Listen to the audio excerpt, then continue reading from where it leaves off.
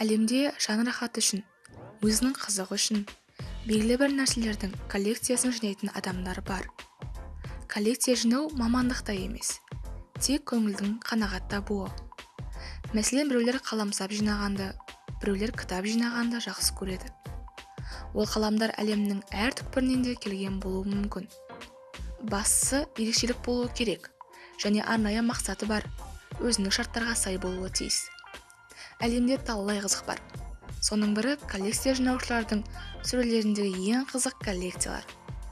Бельгияның Аккур қаласында тұратын Селин Корнет есімді азаматшаның коллекциясы өңкей панда бейнесіндегі ойыншықтармен толыққан. Бүгінгі таңда оның сөресінде 2200 панда ойыншықтары бар. Селин бұл коллекциясын 1978 жылдан бастап күйеуі Андремен бірге жинаған. Ал осы бастамаға күйеуінің Италиядан алып келген ойыншығы себепкер болған. Селин болашақта жинаған барлық коллекциясын науқас балаларға таратып беретінін айтқан.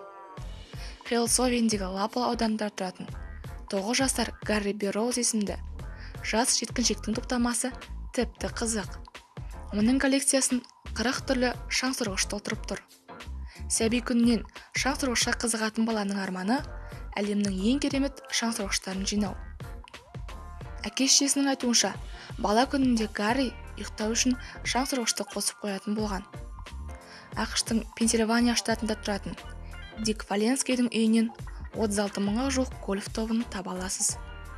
Жас кезінен гольф ойнап өскен, және осы ойынның жанкүйері болған Дик бұл коллекциялар туралы елге сүйсініп айтады. Ал бұл топтаманы толтыру үшін ол 50 жылын сарп еткен. Ең кереметі, оның коллекциясында ақш-тың бір кездегі президенті Билл Клинтон мен баскетбол ойынының хас шебері Майкл Джорданның гольф тобы да бар.